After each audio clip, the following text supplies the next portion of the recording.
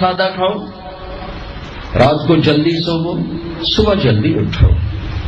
میں پوری دنیا ابھی افریقہ کے 8 ملک پسماندہ 5 بجے کے بعد بازار بند ہوتے ہیں، یہاں رات 9 بجے شاپنگ کے لیے نکلتے ہیں۔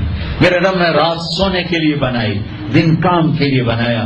اتنی نحوست ہے کہ 12 بجے تک بازار نہیں کھلتے، 11 بجے تک بازار نہیں کھلتے۔ میرے نبی نے فرمایا جعلت البرکۃ فی بکور امتی، میری امت کی صبح کے وقت میں برکت دی گئی ہے۔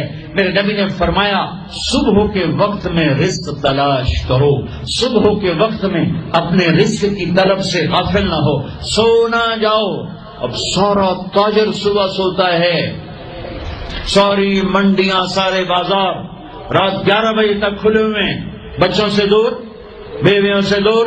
رات 11 بجے دکانیں چھوڑتے ہیں، 12 بجے کھانا کھاتے ہیں، بچے یا سو چکے ہیں یا اپنے ٹی وی پر مشغول ہیں، یہ 12 بجے کھانا کھا کے ہی سوتا ہے۔ سارا کھانا پیٹ میں زہر بنتا ہے، پھر پیٹ پھول پھول کے باہر، پھر جناب شیخ صاحب ٹردے جا رہے ہیں، آپ سجے پاسے تھے، پیٹ کھبے پاسے، اور پھر ڈاکٹروں کی چاندی، کسی کو بلڈ پریشر، کسی کو شوگر، کسی کو ہارٹ، کسی کو کچھ۔ یہ سب فطرت کی زندگی کو چیلنج کرنے کا، یہ ساری لوڈ شیڈنگ اللہ کی قسم ختم ہو جائے گی۔ شام مغرب پہ بازار بند کرو، صبح اٹھو، سارا یورپ، سارا امریکہ، سارا چائنا، سارا افریقہ میں جہاں پھر کر آیا ہوں، 5 بجے بازار بند ہیں، 9 بجے سناٹا ہوتا ہے، بھوک عالم ہوتا ہے۔ تمہارے 9 بجے لبرٹی سے گزرا نہیں جاتا ہے۔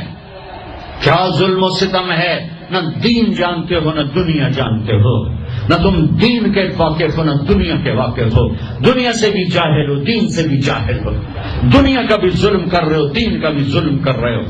لا ثمرۃ بعد العشاء، میرے نبی نے فرمایا عشاء کے بعد کوئی مجلس نہیں ہے، سو جاؤ، تہجد میں اٹھو۔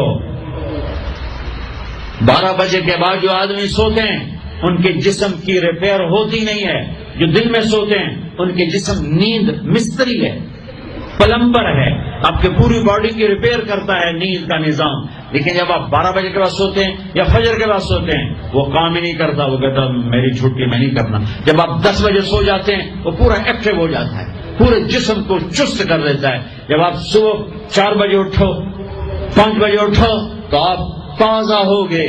رات کا جاگنا، دن کا سونا نحوست، آپ کی بجلیاں تباہ پہلے ہی تھوڑی ہے، اوپر ساری رات کے دکانیں، فنکشن۔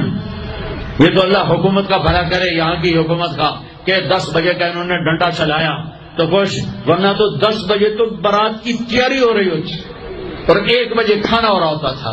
جس امت کو اللہ نے وقت کی قدر سکھائی اسی امت نے وقت کو تباہ کر کے رکھ دیا، اور جس امت کے پاس قرآن نہیں، نبی نہیں، انہوں نے وقت کو کیش کر کے تمہیں غلامی کا توق پہنا دیا اور دنیا کو لیڈ کرنے کی طاقت اللہ نے ان کو دے دی۔ او بھائیو، نہ دنیا اچھی رہی نہ دین اچھا رہا۔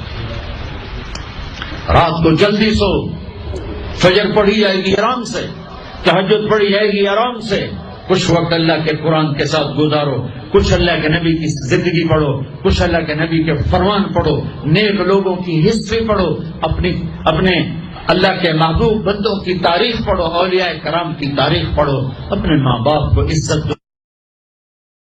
This audio has been prepared by theclearevidence.org.